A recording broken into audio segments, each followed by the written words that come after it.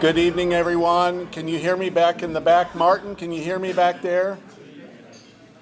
He's still smiling at somebody else. He must not be able to hear me. Hey, Martin, can you hear me back there? Oh, good deal. Well, welcome, everyone, to the Indianapolis Aero Club. I see a lot of faces I haven't seen in a while, so that's good to see you. A lot of real familiar faces and some that I have never seen before, and especially welcome to you as well. I want to read to you one thing really quickly that I think you'll find kind of fascinating. I had, Don Bourne had given me a copy of a Indianapolis Star article written on the Indianapolis Aero Club, and it is dated 1934. And was that old?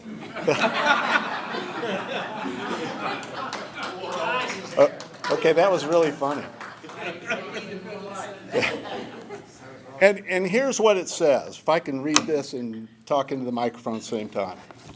And it talks a lot about the club, and one of the things it mentions is probably my favorite thing with the Indianapolis Aero Club is our Flying Jackass Award, which we can date that back to, I believe, 1928. That actually even predates the Indianapolis Aero Club. I believe that was the Hoosier Flying Club.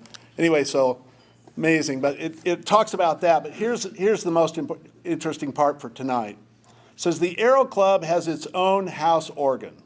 This is a highly entertaining publication entitled The Prop Wash. It is well printed on the glossiest of paper and contains all kinds of interesting things about members of the club. Many of the club members had thought safely hidden from the world and suddenly appear in the current issue of The Prop Wash.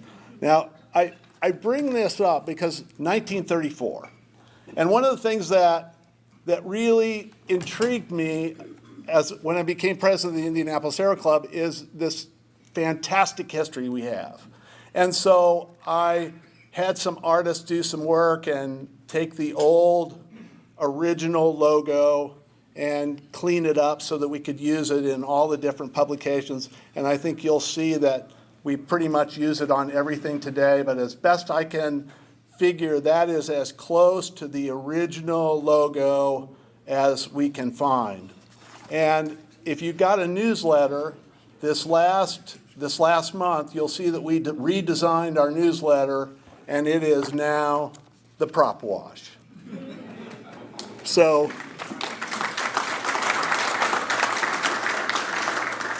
I absolutely love the name, and we turned our graphic artist loose on it and said, hey, give us a whole bunch of, because there wasn't any logo for it, so we had to kind of come up with that.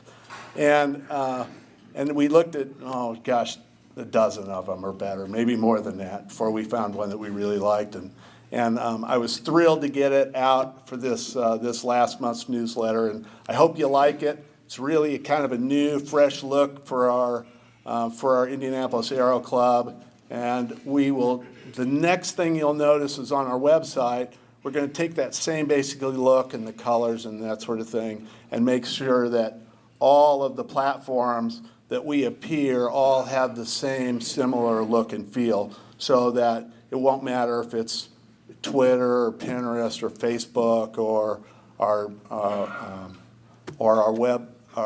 website or the Prop Wash. It will all have a similar kind of look and feel. With that should be all done by the end of the year.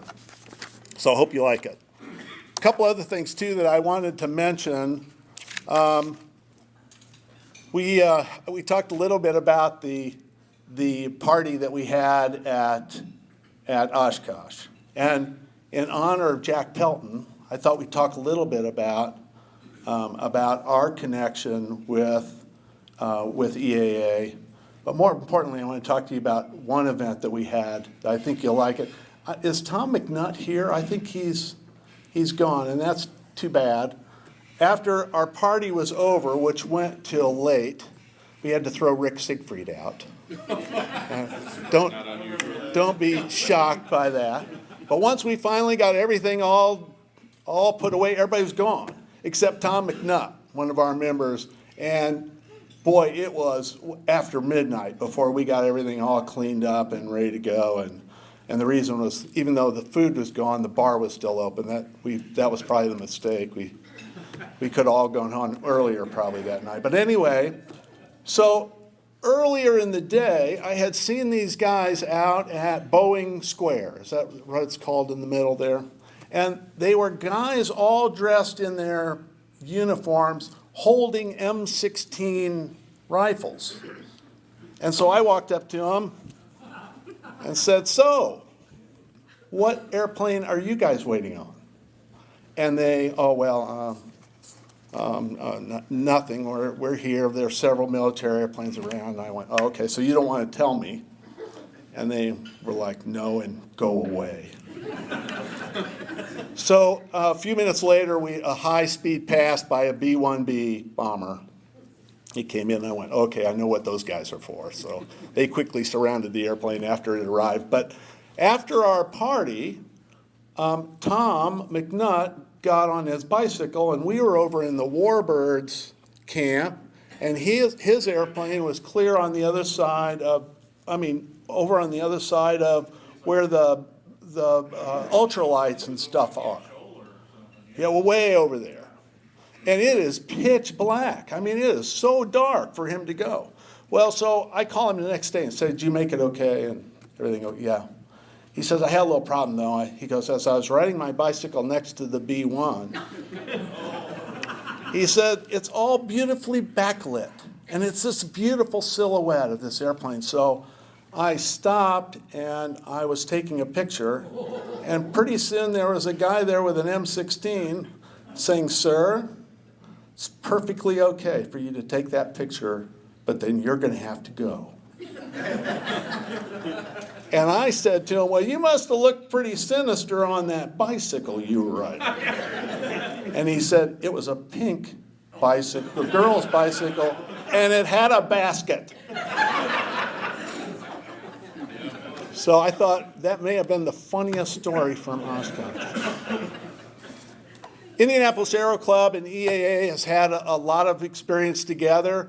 We had, I don't know if you guys are aware of this, but with the huge help of Chuck Poland, a number of years ago, we helped the Warbirds put together a Young Eagles program. And if I remember the numbers, over 400, under 500 underprivileged kids were flown in one day, and we did that 2 years in a row. I believe that's a record. And here's the most interesting part of that, not to put down the Warbirds, because I'm a huge Warbirds fan and a former Warbirds commander, but we couldn't get enough airplanes together with just the Warbirds. And when the Aero Club came in, we ended up with 35 airplanes that day, I think, magically. And then Tom Wood showed up with a Cessna Citation and started giving rides in the Citation. Thought, how do I get that ride? Anyway, then, in addition to that, if I look back on some of our speakers, there were two guys that you marginally might remember. Their last name was Poberezny. They had funny last names. Both Paul and Tom have both spoken at the Indianapolis Aero Club in the past. So I am absolutely thrilled, Jack Pelton, that you've come here tonight and to speak, and I'm looking forward to that as well. You carry on this tradition with us at the Aero Club and this very close relationship that we've had with both Oshkosh and with EAA. There are a couple things I wanted just to mention that they're up here for you guys to take a look at. One is Rick Robke's here tonight. His father's estate is being sold, and here's the information on that. It's really, if you've been there to that museum, it is an amazing place, and the person that's representing, Paul Kilgore, is here as well. So if you're interested, you can pick up, and they will take a check for $1.89 million. You can write that check tonight if you want that whole estate. Chris DeCosta's here, CEO of Swift Fuels. If you remember, They came out and spoke to us, and I had forgotten that I have their handout.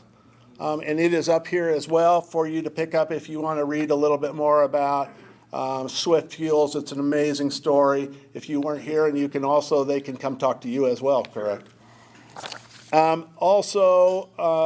The handout, Todd Rokita had given me some extra handouts for his third-class medical talk, so I have that as well. If anybody wants that, that's up here.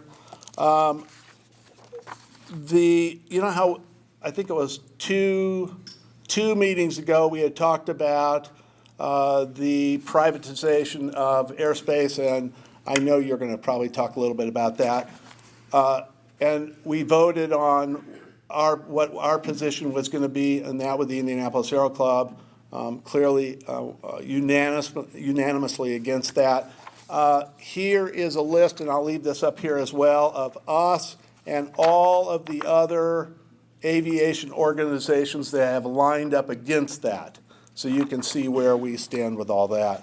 Also, the last thing is Tom McCord's chief flight instructor, I forget the name, who handed me these. Anyway, I know you guys never use these because they're against the rules to use by the FAA. I think you're not allowed to use these to navigate, which means everybody uses them. They're the aeronautical charts for Indiana, and I've got a stack of these as well for anybody who wants one. I couldn't find my way around. Since they tore down the big checkered building in Kokomo, I've been lost ever since.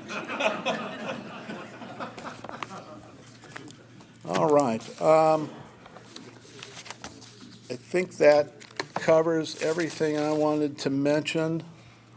The one thing I love to do every single time, and it's a tradition we've done here at the Aero Club, is the Pledge of Allegiance.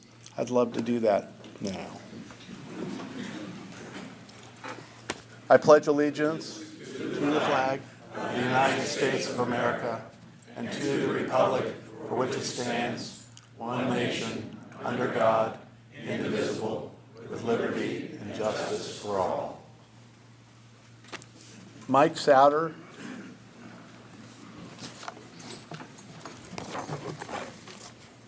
Oh, one other quick thing.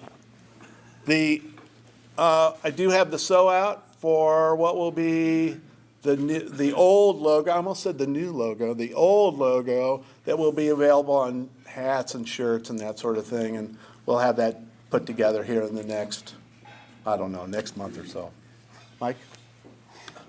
Hello, everybody.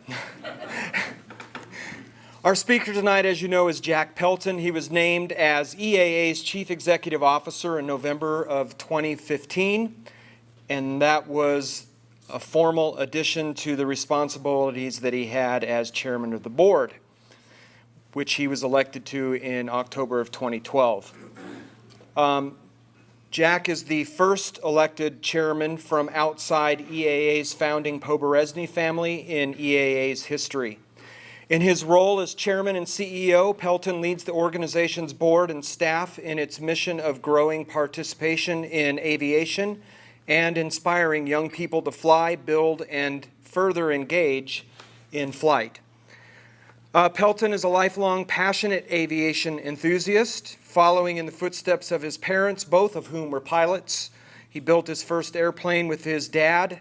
They were members of EAA Chapter 1 in Riverside, California in the 1970s.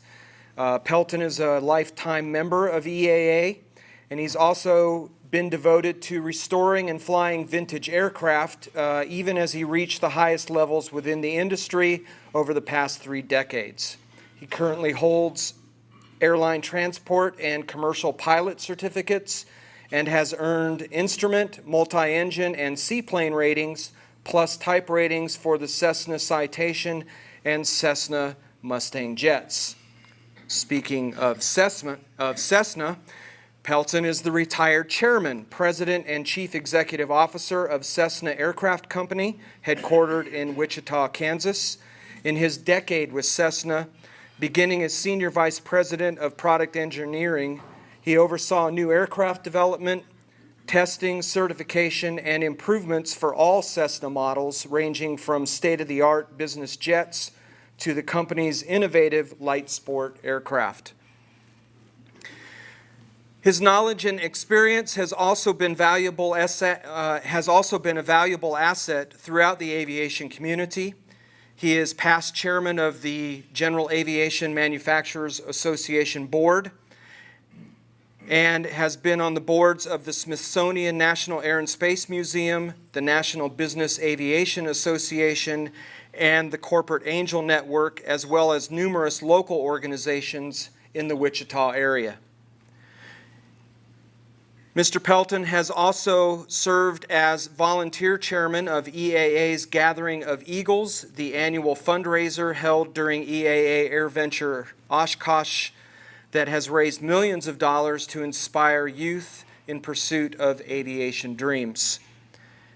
He has received numerous awards through his career, including the 2010 Lindbergh Award for Balancing Technology and Nature, the 2008 Aviation Week Laurel for Business and General Aviation, and EAA's highest honor, the Freedom of Flight Award. It is my privilege to introduce to you Mr. Jack Pelton as our speaker tonight.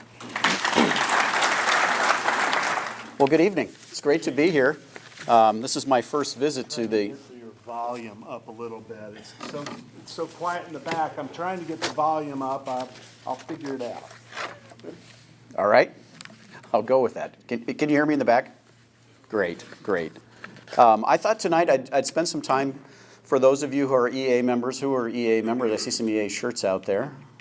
Got a good cadre as to what's going on at EA, some of the directional areas we're heading into, and what does the future look like. And then along with that, I'd be remiss in not at the end of this having a little bit of a discussion on the help we need from everybody in this room on trying to push back this privatization bill that's in Congress. And I'll give you a little update as to what's going on with that, because it's getting close to a vote, and we're going to need a big, big push from everybody in the room. I'd also like to introduce who's here from EA with me. I have brought some of my senior leaders, and actually an individual that we just hired recently from the state of Indiana, Muncie. But first, let me introduce Rick Larson. Rick is in charge of our communities and chapters programs as a vice president. We have Sean Elliott, who is the vice president of advocacy and safety. And we have Kyle Ludwig in the back, who is in charge of our industry partnership programs, who just joined us. And he's from Muncie, so he came along to help me culturally adapt to make sure I didn't say anything terribly inappropriate. And we're also fortunate that his parents joined him from Muncie. And I do need to know, did Kyle pay for your dinner? You know, I ask this question everywhere I go, and my children, I got a problem. They're all grown. I've got grandkids now. My son, for Christmas one year, I bought him a wallet and put money in it. And he has yet to ever use it. And I mean, it's embarrassing. You know, in the intro, I mentioned my involvement with EA and how I really had become a part of EA through Chapter 1 with my dad, and that certainly got me very interested in aviation early on. From there, I ended up working at Douglas Aircraft, where I spent 21 years in Long Beach, California, where I was born and raised, on the commercial product development areas on the MD-11, the MD-90, the MD-80, 717, and a lot of other programs. And that culture in that area back in the heyday certainly was a big part of my development of wanting to continue to foster a career in aviation. I think at that point in time, had no idea where it would end up eventually going, but I knew certainly that was the industry that I wanted to be a part of. I would get asked a lot, you know, you're doing pretty well, and you don't seem to be, you're okay kind of bright guy, but not certainly the class leader in anything. Why wouldn't you switch industries? Why wouldn't you, this aerospace industry is an up and down thing. And it was funny, I couldn't even wait to respond, because it was something from when I was a young person that there was nothing ever I would ever consider doing. I mean, it was very early on, being introduced to aviation, building models, going to air shows, going to fly-ins, just being around aviation my entire life. I could not think of anything else that I wanted to do more than that. And I think I was very fortunate from a career-wise. It also gave me an opportunity to understand how fortunate I was and be able to give back, of which EA was a big part of that. I flunked retirement in 2011 when I had planned to retire. My goal was I had a little hangar complex out at a field outside of Wichita called Stearman Field. I had 9 very close friends of mine who all owned Stearmans and kept them there. My wife and I had decided, I think she decided because she knew she didn't want me around the house, was that she was going to buy me for a retirement gift a Stearman, and I would be the 10th Stearman on the field. That would be complete, and I could go hang out there every day, which we started down that path, and then I got asked to join the EA board. I was not on the board prior to retiring. And so I joined the board. They immediately did some things that I was completely unaware of what was going to happen. Is they said, welcome aboard. We're going to have a vote for a chairman. You're retired. You don't have anything to do. You need to clean this thing up, and good luck to you. We're here to support you, and we're in your corner. And that meant a leadership change at EA, which was a very difficult period of time. The transition from Tom to his successor was not going well, and we were in really real problems. So they asked me to kind of fill in as the volunteer, which I elected to do as a volunteer for 3 years. And at the end of 3 years, I figured by then we were kind of in a good place and it was time to reconsider retirement. And we went to the board and we were going to start a search process, and the board said, you know, the way this has been going, we're really, really happy with it. And if you would consider to continue on indefinitely managing it the way you've been managing it, which meant I wasn't going to be 365 days a year in Oshkosh. I was probably going to be closer to like 200 or 250, and you guys can guess which days I was not going to be up there. It starts around December, and once the snow gets cleared, I'm back. But you know, in today's environment, when you're not there, you're somewhere. You're on the road speaking. You're at a chapter. You're doing a lot of other things. So I ended up, you know, accepting that, feeling that we were in a good place. I think there was a legacy for the next chapter of EA that needed to be completed, and I certainly wanted to be a part of that. Now I'm in my 5th year with the organization, and very pleased to say that, God, every day you get up and you think, you have to pinch yourself. You know, when you're with a publicly traded company, there's some really good, fun things, and the only good, fun things are the employees. The really, really bad things is the corporate headquarters that you report to and the shareholders. Customers I love, but the shareholders that every quarter were wondering, you know, why you couldn't make an earnings number when we were in the middle of a recession, or why you were spending money on development to try to grow the company into the future. And I have some fun stories that someday I'll share with you guys on that from a product development standpoint.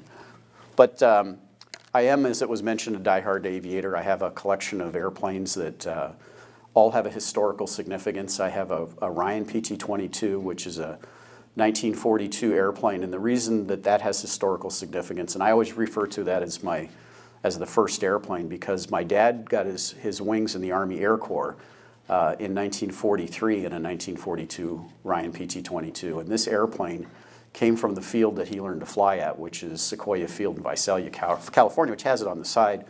And going through logbooks and things, he had, every day you'd fly a different airplane, but this was certainly one of the serial numbers that he at least had stick time in. So that, to me, was a very, very impactful airplane in my life, listening to stories of my dad learning to fly.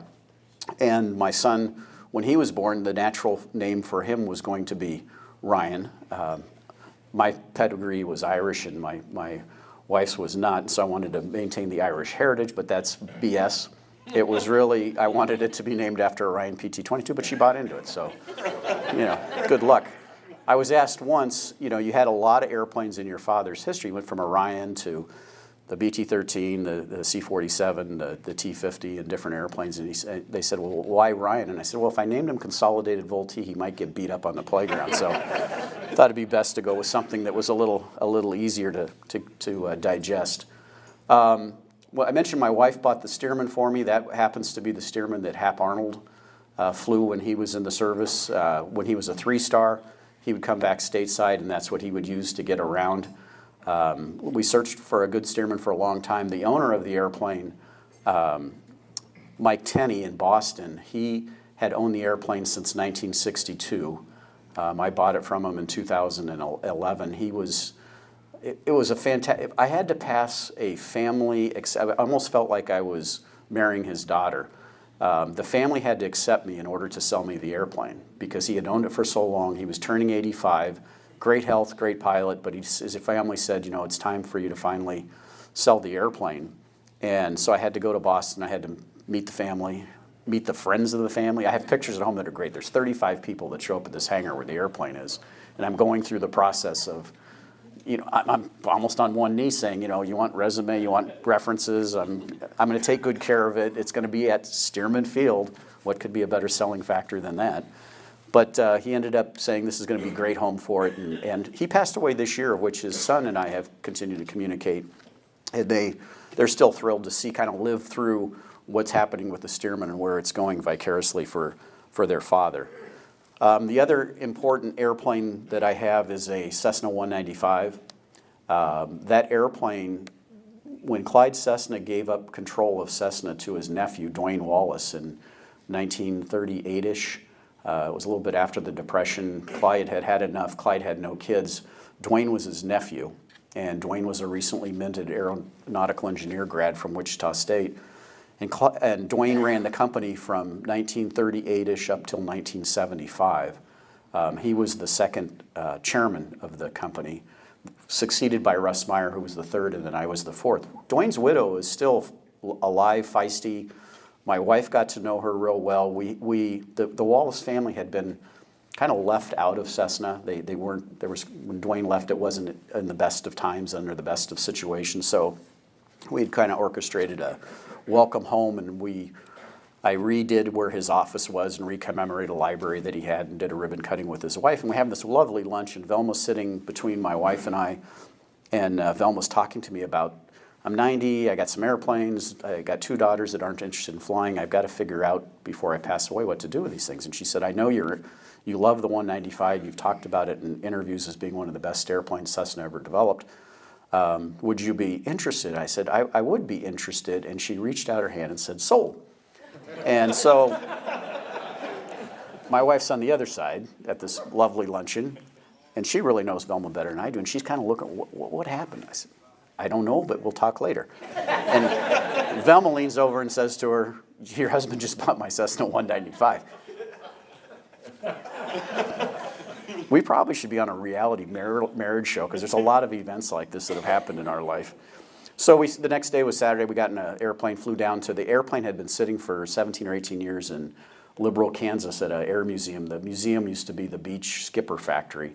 Liberal, Kansas is an oxymoron, in case any of you know. I mean, that's what the sign says, but I don't think that's the way it's ever voted.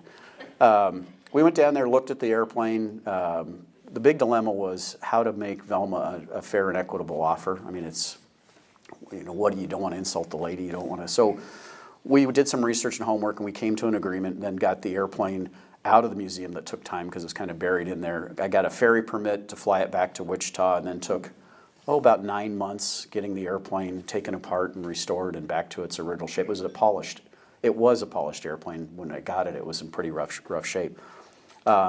Took it to EAA in 2007.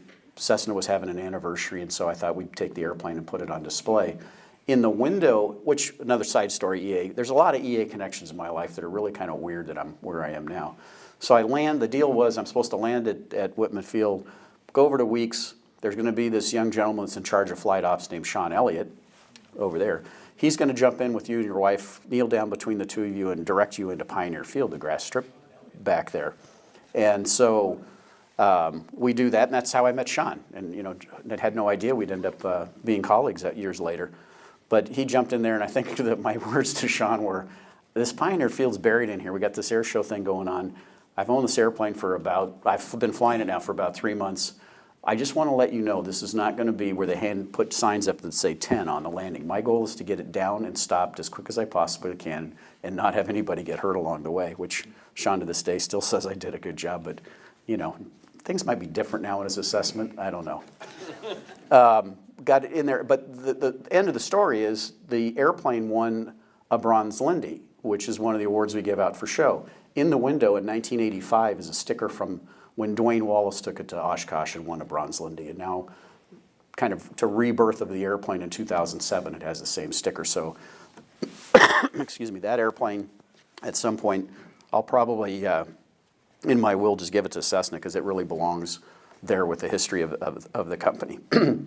Last story, and then we'll get into EA, is the 162 Skycatcher story, which I think it was mentioned that I think they referred to that as the innovative. That didn't exactly end great as a program, but it was a good intent on our part. But when Tom developed the light sport category of airplanes, Tom Poberezny, one of the things I had told him is that if they do that, we would at Cessna contemplate getting into building a light sport airplane product. And we spent many years looking at that and trying to figure out where it would fit. And we spent a lot of time with our Cessna pilot centers looking at their concern that now a 172, which was the smallest trainer we had to offer, was way too expensive to be able to buy. One of the requirements, they had to buy one every 2 years, two of them every 2 years. And they just couldn't cash flow them on the line and rent them appropriately. So we came up with this concept. We had dealers, we had people involved. We got it launched, we got it sold. We're doing this marketing video in Wichita on a Saturday. I didn't plan on participating, but I get a call and they said, can you come down? We want you to come up to the airplane, say a couple words, a video shoot. They got a production crew there. 10 minutes, you're out of there. I said, okay, no problem. Told Rose, I said, hey, let's come with me. We'll go out to dinner after that. They said it's going to take 10 minutes, no big deal.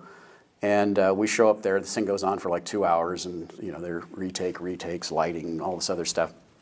Between takes, we had a Cessna 206 at the time, which is another story about the Garmin autopilot, which I won't get into tonight. The development of it, because it happened as a result of me committing to saying if you would integrate a Garmin GFC 700 autopilot into the G100, I would buy one. And they did it, which kind of, it's another marital issue. She's still with me. She's looking at the airplane, she's getting in it, and she said, I like the glass panel. She said, it's as wide as a 206. It's light, I can get it in and out of a hangar. She's 4'2" on a good day. She said, I think I'd learn, if we had a plane like this, I'd learn to fly.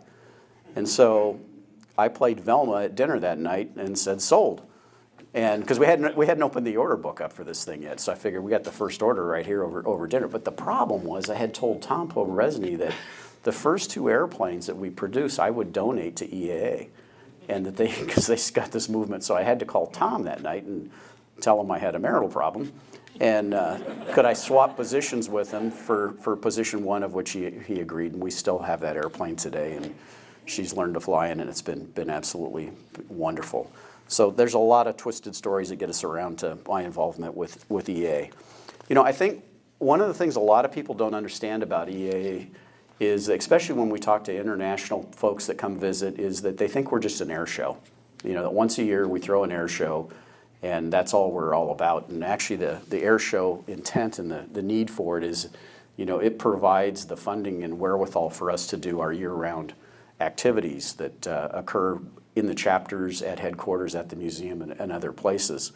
And that's a very important ingredient of helping what we do the rest of the year. But we stay focused, with a lot of planning and a lot of activities around the air show, but the rest of the year, it's really about the museum, making sure that we have programs at the museum that support kids, that support getting the public interested in preserving the history of aviation, especially with some of our World War II collection, and then our early pioneering, and along with the evolution that tells the story of the home building movement.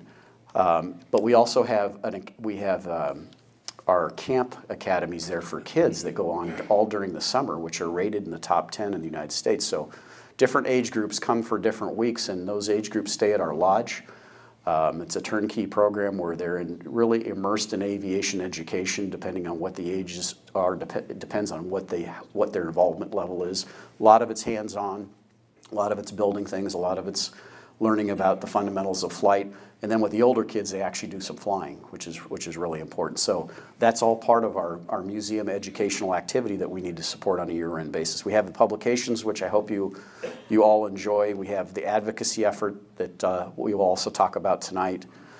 We have air tours, which a lot of people probably are not familiar with the breadth and depth of our air tours program, where we fly two tri-motors and one B-17 around the country, giving rides. excuse me, the statistics on the Air Tours program I think is fascinating in that between those two airplanes, the B-17 flies between 2,900 and 3,000 people at 30 to 35 stops a year. The tri-motors fly between 12,000 and 14,000 people a year on about 55 stops during the full season, and that makes us in the United States the #1 historical ride program and touring organization with a perfect safety record. So it's another big focus that we have to operationally, which Sean is responsible and stays awake all night making sure that that is running appropriately and properly.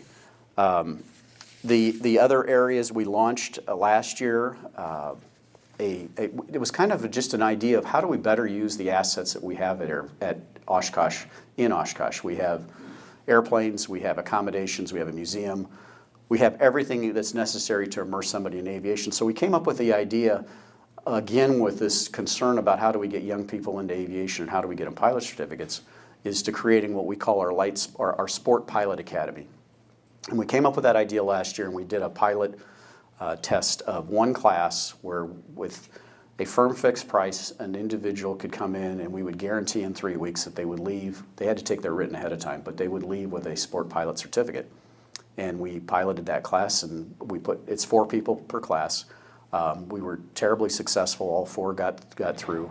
The idea was if the beta test worked, we're going to continue to roll this thing out. This year, year 2, we now have 3 classes in place. The 3rd class actually just started last Saturday. The 2nd class was people who had to have been former Young Eagles. So the goal was how do we get younger individuals into that class on full scholarships, paid for all by EA through donations that we raised at our Gathering of Eagles event. All the classes have been great. You know, they all have their unique stories. They're all unique people that come from different walks of life. First class had the retired chief design engineer from Harley-Davidson that said, I've ridden a motorcycle for years, but I've always wanted to learn to fly, and he was done in 3 weeks. I mean, it's pretty cool. This class with the young people was even more phenomenal. First of all, they're young, they're bright, they're energetic, they're like sponges. They all soloed way ahead of time. They all got their check rides done in advance of the 3 weeks, and one of the individuals came in with some prior time and actually took his private pilot check ride on that last day. So we've got 4 more grads that just finished last year that I think is showing that this can be done and we can in fact make a difference, and we're going to figure out how to expand and grow that. A lot of fun. The immersion piece, though, is what makes it special. If you read the comments that come back, they come to Oshkosh, and any of you who have seen our lodge behind the museum, it's a beautiful place. They stay there, it's 3 meals a day, it's flying 7 days a week. But then in the off hours, you can't just burn them out with ground school and flying. So we have programs. They get to go for a ride in the T6. They get, I think one class went for a ride in the B-17. We brought in the chief design engineer from the Skycatcher, which is the airplanes they're training in. We have 3 of those, the ones I donated to Tom.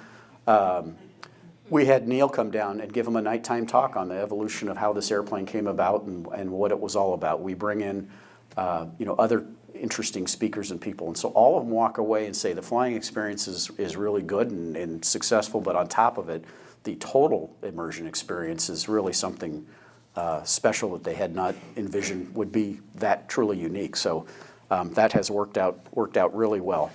The advocacy effort, well, I mentioned I'm going to make sure I talk about the ATC privatization. EA, we are not a Washington organization. We're a grassroots, Oshkosh-based, chapter-based, with over 900 people out in the chapters, group that tries to be non-Washington-like. We develop really good relationships with the FAA in trying to move regulatory rules forward. And if you think about it, our history and why we've embraced that and why we work really hard on those relationships to make it work is that Paul, when he founded the organization, he forged a frontier in a regulatory environment that nobody had even thought of. And that was the ability to take an experimental, amateur-built airplane, build it yourself, get it approved by the FAA to actually go fly in the airspace that everybody else flies in. And he did that years ago. And at the time, probably people thought, that's interesting, but it's small and it's going to stay on the side. And it ended up evolving even more so to where we have the kit manufacturer side of it that's making it even easier for people with even better designs with better performance. And then the third part of that evolution of the story, which I really love to tell, having been on both sides of it, is that if you look at the last 2 years alone, there have been more EAB airplanes put on the civil registry than any of the Part 23 manufacturers collectively. So if you look at Piper, Cessna, Beechcraft, Husky, all of those Cirrus, they're averaging as a total of about 680 airplanes a year that are being registered today, built, sold, registered. The EAB is averaging about 1,000. And so people are not really understanding this dramatic shift that's going on, which whether you accept the category or not, it is really helping the rest of the industry, the avionics manufacturers, the FBOs, the fueling, the hangars, and all of that.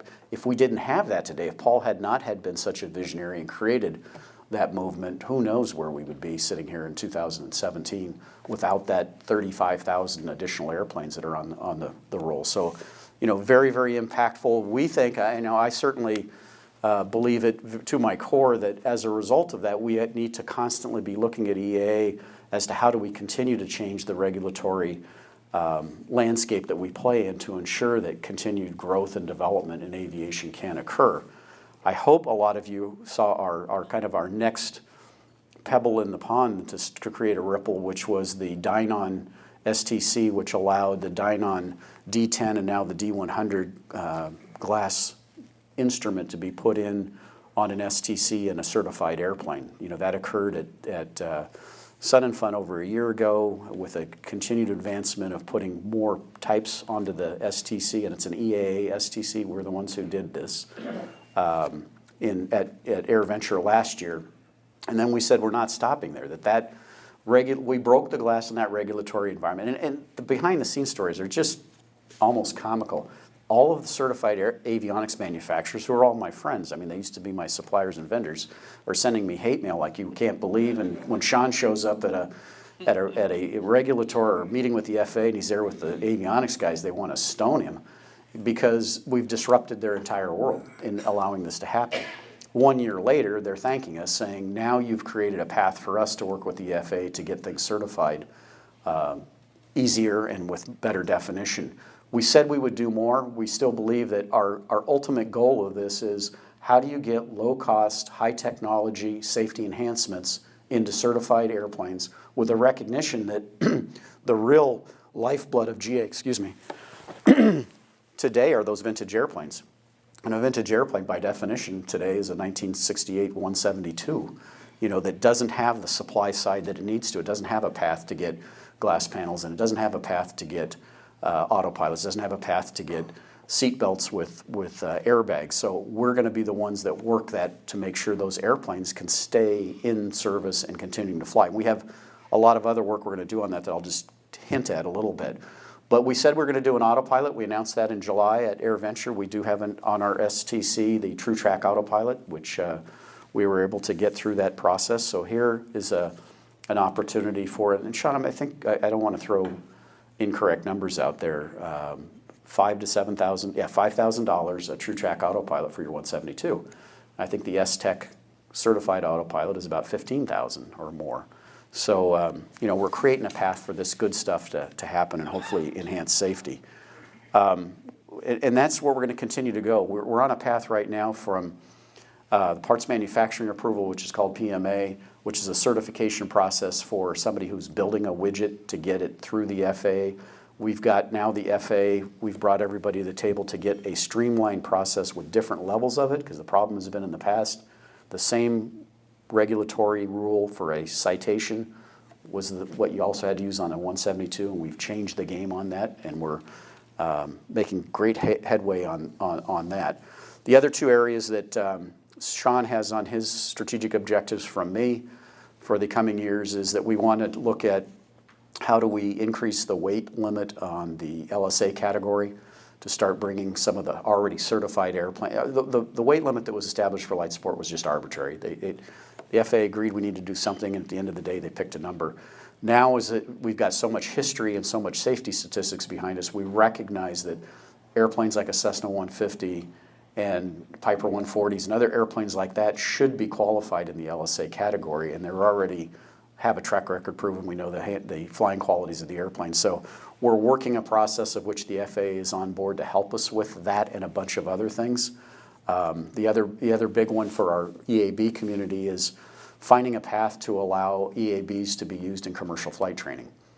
And which one of the EABs would fit that bill, because the recognition also that for a flight school, if you have a I got to be careful, I got to be agnostic as to picking, I don't want to pick winners and losers, but you pick an RV of one of the models. Some of those would be excellent primary flight trainers that they should be able to, an FBO should be able to rent them, which is a commercial operation with a flight instructor, and allow people to rent them and sell them, but we got to get the rules changed to allow that to happen. And the FAA has finally said, we think there's a path there. It's going to take time, and that's where Sean and I have violent disagreements. I think a sand timer on my desk is the length of time the world should be able to change on its axis, which that's 3.5 minutes, and a sand timer. Sean talks in months and years, and I just get kind of weird about that, but we'll work through that. He has to deal with the FAA on making that happen. So a lot of great things that we're doing in the advocacy world that I hope will benefit, and we'll see the fruits of our labor on that. And again, EA does it under our internal mantra that is EA gets it done. We don't do it under a lot of fanfare. We never ask for money for anybody on these things. We just go get it done and work those relationships as best we can. Rick is doing an incredible amount of work on expanding. EA suffers a little bit from its name. I mean, it started out as the Experimental Aircraft Association. We really are a very broad umbrella that embraces basically all aviation. You can see that through the Warbirds chapter and through the Vintage chapter, IAC, but we want to make sure that people understand that's what we're all about. And so Rick has the assignment to work with our 900 chapters that are out there and look at how do we bring programs into the chapters that will take our Young Eagles program, which I hope, based on the records you guys set for flying people, is incredible, 400 people in one rally. How do we take those young people that get exposed to the Young Eagles program, which we've now flown over 2 million. Last year we hit that goal, and this year we hit our 25th anniversary. What do we do to keep these kids engaged? I mean, you can take a 10-year-old and take them for a flight, and they think that's really neat. You're done with them, and they have sensory overload with everything else in their life that's coming at them and the other opportunities that we have. So we're trying to develop the kinds of programs that will help get us into their life, their space, whether it be through their games, through their whatever it takes to be a part of keeping them interested in aviation.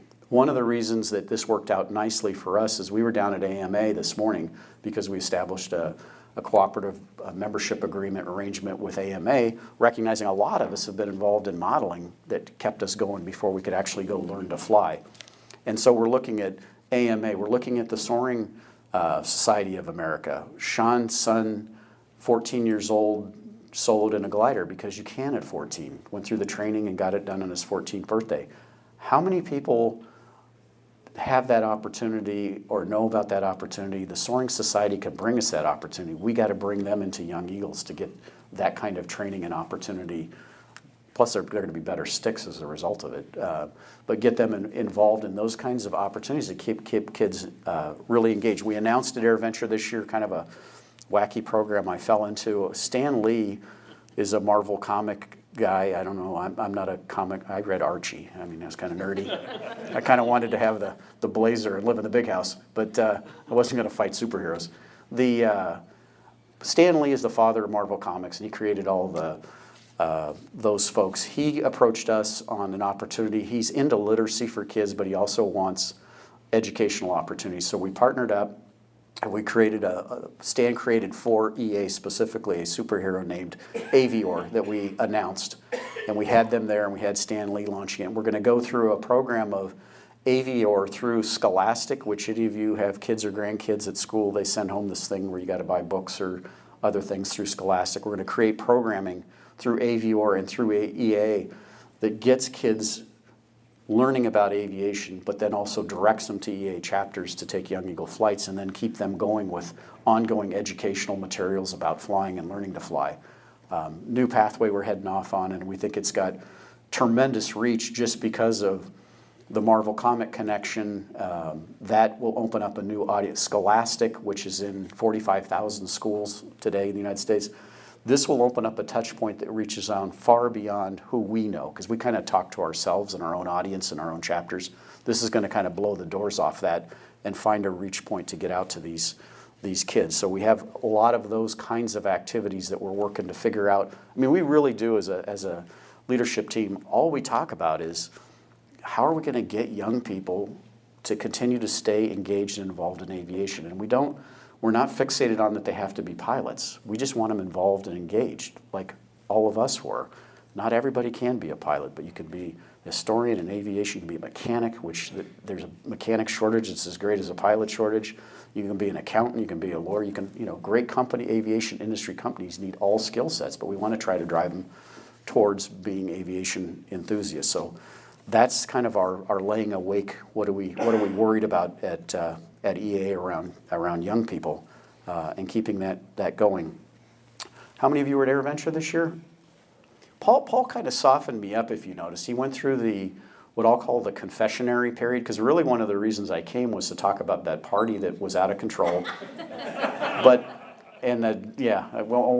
guy, we do have pictures about the pink bike on the ramp, and we didn't know whether to turn it into the police or not. So I think he kind of got himself off the hook on that. But the great part was typical EA discussion around long nights, traffic, bicycles is he didn't do the thing that I'm so proud of and ask, how do I get a golf cart? I mean, that's always the number one item that comes up is how do I get a golf cart? We think this year, we as a team started already planning for next year, but we think this year we kind of outdid ourselves, and we got to be careful as to not setting expectations. But one of the things you'll see probably in the last 3 to 4 years is another mantra we have internally is diversity of features and attractions at AirVenture. So we want people to come during the week and make sure that there's an experience for everyone. And a lot of that experience is going to be educational and historical, but that we have a good diverse lineup of forums, that we have a good diverse lineup of theater and the wood programs each and every night, that we put up in the air a very diverse show of different types of planes and not just what we refer to as flip-flop backs, which are the aerobatic guys in the edges that just flip-flop around for a while. But how do we get, like we did this year with a very historical moment, getting all of the bombers in the air that's never happened before. So this diversity piece, the activity down in the south where we, in the evening, do the Valdez flying along with 3D RC modeling, flying at night, and how do we make sure that there's something there that we can't say something for everybody because we don't know what everybody likes, but we're hoping there's something there that will light a fire in somebody up as far as an interest level, that they'll see something that's very special. This year, I think we always knew the Blue Angels are supposed to bring in bigger crowds. We don't normally see that with some of the other acts. We really believe that a big part of the bigger crowds that we saw was because of the Apollo reunion. I mean, that was only in Oshkosh, very memorable and historic moment to be able to have those great American heroes all together, which they decided to do this. They decided to say, this is going to be our last time together that we can predict on. We want to be there. We want to have that night. We're losing them pretty quickly, and just due to health and schedules, it's tough to get together. So we think that was a big part of what made the magic of this year. And then we had kind of a surprise towards the end of Jeff Bezos bringing the Blue Origin booster rocket, which kind of added kind of an interesting, this looks like where space may be going from a commercial standpoint. But all in all, a tremendous week. I hope everybody had a good time. We're working now on all of the input that we ask guests to provide us on what can we be doing better. We know where those areas are: parking, transportation, food choices. I mean, there's a lot of things that we just got to continually try to refine. But more importantly, we need to do that as a necessary for a good experience. But then we continue to work on how do we bring this diverse experience year after year. And I hope we'll under-promise and over-deliver again this year. So it was a great year in that regard. We're working very, very hard on trying to figure out what's the right value proposition that we're bringing to our members. That's very important to us. We recognize we work for you, which is a kind of daunting task at time. We're now over 205,000 members, which 3 or 4 years ago we were about 140, so we're growing like crazy. So we believe that's an indicator that we might be on the right track. We just need to continue to do more. As I mentioned, Rick's involved in the chapters, and I hinted on the AMA piece of it, and trying to show people that we're a bigger tent than just experimental. We're trying to develop these relationships, and we're creating agreements with AMA, the Soaring Society, Experimental Sailplanes, the Seaplane Society. We're trying to get arrangements to where kind of under one tent all of these groups will be, which is under EAA. And we're doing it not, I mean, this isn't a how do we run their associations, how do we take 1 + 1 and equal 3? So how do we help Seaplane Society or Seaplane Association with EAA, and what are the common areas that we can go work together to try to bring more people into aviation, and primarily in their area, and how can we help them with that? We also are expanding our pilot proficiency activities. You probably may or may not be familiar with the acquisition of the IMC clubs that we did about 2 years ago, which is the kind of the instrument hangar flying training. We're now rolling out only about, statistically, I hate to quote a number, but it's a low number of people who are actually flying IFR versus VFR. So now we're trying to get more VFR content to keep people proficient and try to keep them engaged, even if they aren't actually flying, but working through scenarios and logic and things like that. We have a very, very big initiative on, and again, we think this is our role in giving back to aviation, is to help improve the safety record of aviation. Every year the NTSB puts out a report as to what's the top 10 issues they have. Loss of control has been the top item for the last 2 years, or it's going on 3 years. Prior to that it was weather. We have the Founders Innovation Prize, where there's a $25,000 prize that we'll award to any entrepreneur that comes up with an idea that could possibly be put into commercial use to help improve loss of control, of which this year, which again, God, our youth, there's days when you see them looting in Tampa, and then there's days where you meet young people who you see in one of these awards, and there's a team from a high school that won the prize with an innovation around, you know, how to solve for the loss of control, and you think, my gosh, these kids are just something special. We proudly awarded them. We're going to keep that going, because we've gone to the FAA and said, and I get a report every month that shows what the accident rates are in general aviation, and what the trends and statistics and what's being done. And we're looking at that and saying, where do we have to go interject ourselves to try to work on making that difference? And it's pretty common historically. Loss of control is a big item. Proficiency is another big item. So how do we've now acquired a significant number of Redbird simulators that we use during AirVenture at our Pilot Proficiency Center. We're going to start making those available year-round and hold proficiency conferences in Oshkosh where people can come and stay and get, you know, weekend immersion and just good stick and rudder skills, good IFR skills with CFIs as a member offering. So a lot to do in that area. The big last issue, before I think I'm already way too late, is the privatization issue. So let's just quickly go through the history. Last year, the FAA was due to be reauthorized, and reauthorization essentially means that their funding profile ran out in the end of last year. The Congress has to reauthorize them by putting a bill forward that funds them. They messed around with a concept of taking the Air Traffic Control Organization out of the FAA and moving it to a private organization, and tried to move that bill forward for reauthorization. It stalled and did not get out of committee, thankfully, because of Indiana's very own Todd Rokita, who, even though it was a partisan vote, he broke ranks and said, this is absolutely unacceptable. He had a partner in crime in Sam Graves who helped him with that in the committee, and it ended up not going to the floor for a vote.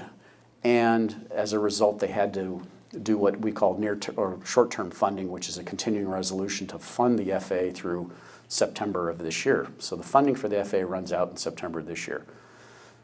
The Transportation Infrastructure Committee Chairman, Bill Schuster from Pennsylvania, started the campaign up against this year with the same bill to move the Air Traffic Control Organization out of the FAA and put it into a private nonprofit entity, of which That bill did get out of committee this year, which was the first bad step or bad news step in the process because of a lot of strong-arming tactics by Schuster, and then Sam Graves, who we thought was a friend of general aviation, flipped, and he voted yes for it.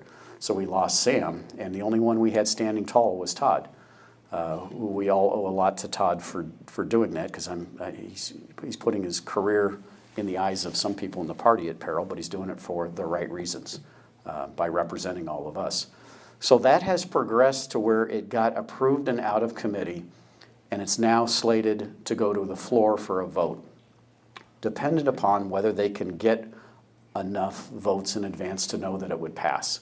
So that's the way the process works, and that's how what they call whipping the vote. So as we speak, excuse me, there is the possibility that that bill could go to the floor for a vote. Originally, it was slated as early as tomorrow, but it looks like now it won't go this week. They're on recess next week, but the last week of September, Schuster's going to work really hard to try to whip the votes he needs to get that thing through, and he's getting very, very close. I mean, way too close. We've been very open and vocal about why we oppose this bill, and from just, you know, I can argue on my own conservative principles as to it's not real privatization. It violates all free market economics. You're taking billions of dollars of U.S. taxpayer assets and handing it over to a monopoly. So you are not opening it up to true privatization where you go out and compete and you look at costs and you look at best service, best value. It is preordained that our assets that you and I have paid for go to this monopoly that we don't. We have 2 votes out of 13 votes on the supposed board that they're going to create. Also in that bill is a lot of other things that have unintended consequences. First of all, 3/4 of the bill deal strictly with labor. So this gives you an idea of how they got support and votes. They went out and really worked hard to make sure that all labor unions that were affected potentially by this would be unaffected forever by the bill. So and 3/4 of the writing in the bill talks directly about that. Does not talk about how the system's going to operate, who's going to pay for it, any of that. So that's problematic also.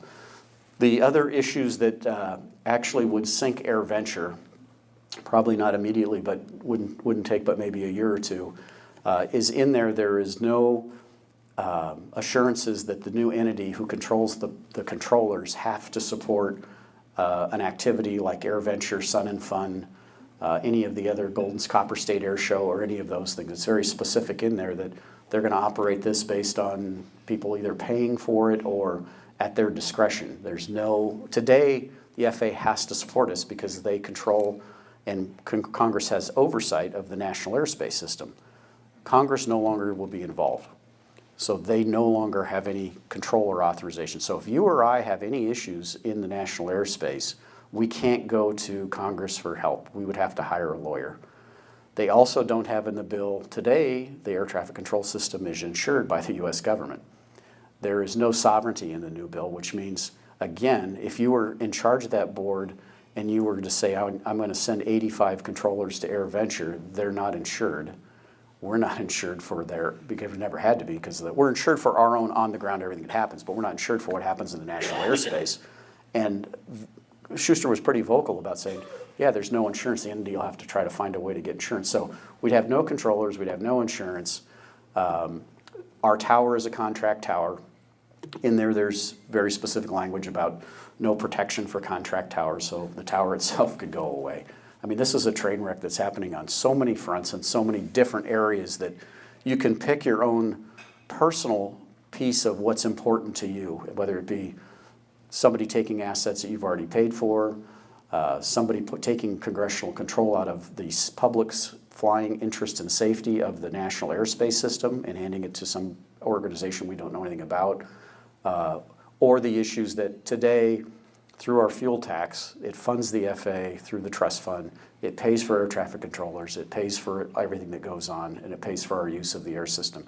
The likely scenario, if we were to go down that path, has already been painted in many other places. I've literally flown personally in every continent in the United States, except Antarctica.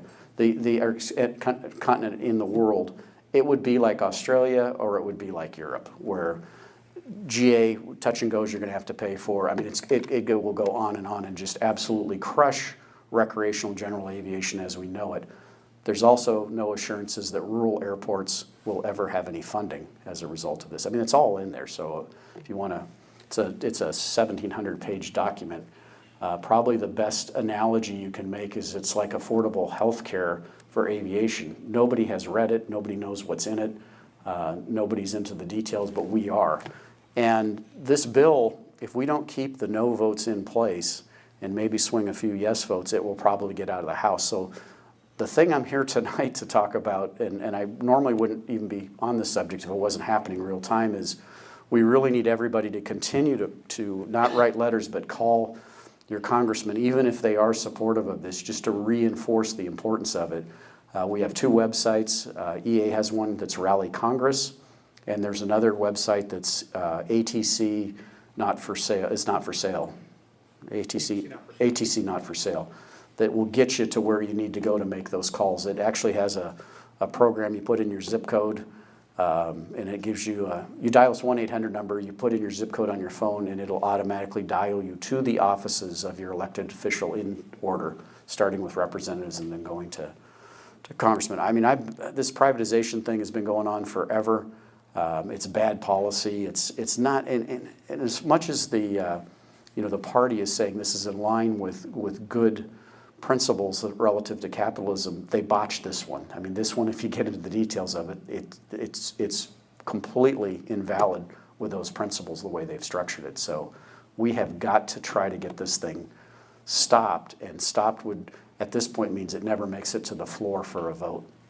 The good news is the Senate has a bill that does not have privatization in it, but the way Washington works is that if the House passes a bill, the Senate passes their bill, then they go into what's called conference.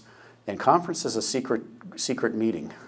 We don't know who gets selected to attend the conference, and nobody can be allowed to be in the conference. It's just the upper and lower chamber getting together to decide how to take two bills and mash them into one acceptable bill for both the upper and lower house. And our fear is, if it sweeps through the House, will the Senate maybe cave and put privatization in, even though they had not voted for it? Because they could do that. I mean, that's part of the way it works. So our hair is on fire on this one. I mean, this one is, we need everybody's help and support. Any of you who know Todd well, be sure to thank him and ask for guidance on what he might recommend we do next. Sean and I and Rick, literally the last 2 weeks, I've been calling everybody I know, which is a lot of elected officials. I'm meeting with the Kansas contingent on Tuesday who have called me saying they want to personally meet with me to strategize how do we bring some other guys over. We're trying to bring some of the Wisconsin guys over, if you want. I probably shouldn't even talk about this because it's so embarrassing. I mean, our own congressman in Oshkosh is telling us, I'm going to vote yes. We just gave him the study that was done by the University of Oshkosh in Wisconsin that AirVenture alone, not what we do the rest of the 52 weeks of the year, brings in $170 million of positive economic impact to the Oshkosh region. And he's going to turn his back on that? I told him if he does, I'm going to go out publicly and ensure he never gets reelected. I mean, what else can I do? He's not an aviation guy. He's not, as a citizen and a taxpayer, he's not supporting me either. But we got those kind of ugly fights going on all over. So that's my last, do I get to ask questions? Yes. I know we're running a little bit late. We've got time for a couple of 3 questions. Anybody? Any questions? Sally? Have you talked to Boy Scouts, Girl Scouts about doing badges to get kids involved in some way? We have. We actually, we're especially with Explorer Scouts, we've got an agreement with them. Rick is working on part of the chapter program in creating and working with Boy Scouts on a similar merit badge program with the idea that, and I think it sounds like you're intimately involved with one of the two, or understand that part of a thing for a young person is if you have these hurdles or achievements or something to work towards and look forward to, is really important to keep people engaged. And we're trying to figure out how to do that. Do you get another flight? Do you get a leather jacket at some point? How do you keep young people working and learning about aviation and getting those kinds of merit badges? Is the Senate version of the privatization acceptable, or is there another? It's acceptable. It does not have privatization in it at all. It basically goes back and funds the FA the way it's always been funded.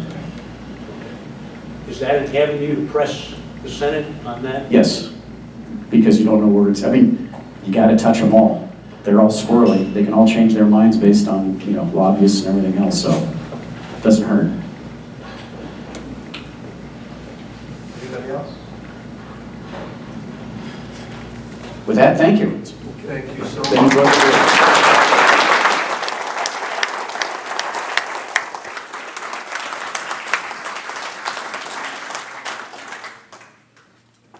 Jack, thank you very much. Thank you so much for coming. I have a huge apology for those in the back. We had the technician was here before we started our dinner. They've redone the entire system. It can now be all operated, the loudspeaker system, on a tablet. They can, even the outside speakers here, they can adjust on a tablet. They have one small, serious problem. No one seems to know how to use it. So I promise that I will drop some kind of nuclear device on them tomorrow and make sure that this does not happen again. Everyone was able to hear pretty well out here, but in the back, it was almost not possible. So I do apologize for that. Our hearts go out to those families affected by the hurricane in both Texas and Florida. And Billy Worth was on Facebook actually today. He's piloting a C-130 full of supplies as we speak to Florida, trying to give them some of the things they need as well. We have a member among us that has received a serious call for help. And Jeff, can you come up here real quick and let everybody know what the need is and how they can help and what you're doing? Absolutely. Jeff Lumpkin. Thank you. Oh, there you go. Okay. My name is Jeff Lumpkin. I am based in Sebring, Florida. Sebring is in Highland County, Florida. I appeal to you as a very small population of well-blessed people. We have all enjoyed a nice meal tonight. Probably half of Highland County, Florida is completely cut off. 99% of Highland County is without electricity and without fresh running water. They are in a serious problem. I have been contacted by a pastor of a small church there who normally feed 400 children weekly. It's a very impoverished area around this church. They're completely cut off. They are very near the airport, however. The airport is all out of aviation fuel. They don't have, there's no gasoline. They're completely cut off by water. They're completely surrounded by swamps that are overflowing. And the situation is rather dire. So in response to this request, what I've done is myself and Tom McCord, Tom Wood Aviation, have sponsored an effort to get as many GA pilots to deliver food down to this area as possible. The first flight will be tomorrow morning. I'll be running that in the Bonanza. We're hoping to get a flight every day, at least one flight every day into this little area for the next week or so. The Florida Power and Light Company is forecasting 30 days without any power. And it's just a rather dire situation. Part of Tom Wood's contribution to this is they will serve as a resource center to collect food items. This is a very, as I mentioned, it's a very impoverished area. They normally feed these kids with hot dogs. But right now what they're asking for, because they don't have any gas, they don't have any electricity to cook anything with, they're asking for peanut butter and bread. and water. So it's a rather simple request at this point. What I would encourage you to do if you're interested in contributing, if you're a pilot, have an airplane, please contact me or Tom McCord there at Metro Airport. If you don't have access to an airplane and you'd like to contribute, please feel free to bring the supplies that we've mentioned here, peanut butter, bread, and water, fresh water and bottled water.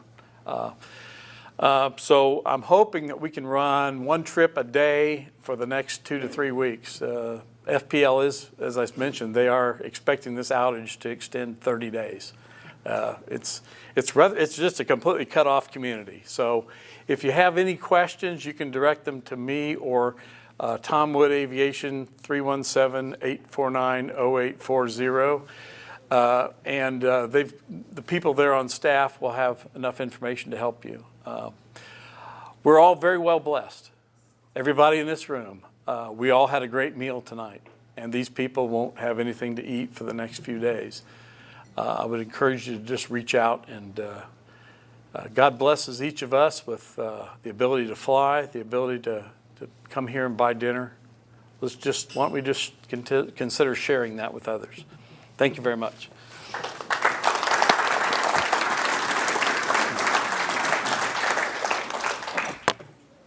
Thank you so much, Jeff. Jeff's an incredibly generous guy, and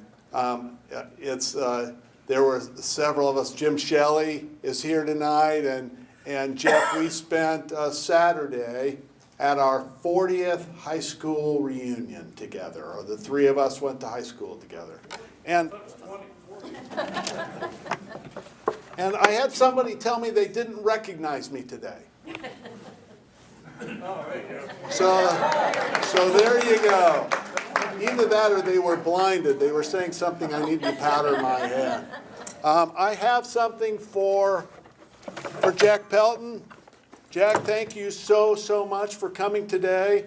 I bought these for speakers because I really like them as well. And I actually have one hanging in my office that a friend gave to me.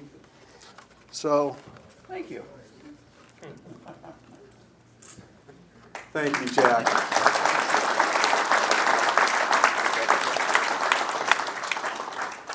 A few things that are coming up. In fact, Jeff will be back next month to speak to us. He owns Sebring Avionics, and he is going to fly back here again. You're putting a lot of hours on that new Bonanza of yours. And will talk to us about ADSB. David Newell is then going to be back in November to talk to us about what's happening with the museum, the Rolls-Royce Heritage Trust. So I'm looking forward to that too. We're also working out a date for a private tour of that new museum. So I'll let you know when we figure that date out as well. I thank you all for coming. Have a great evening, and we will see you next year, or next month. Next month.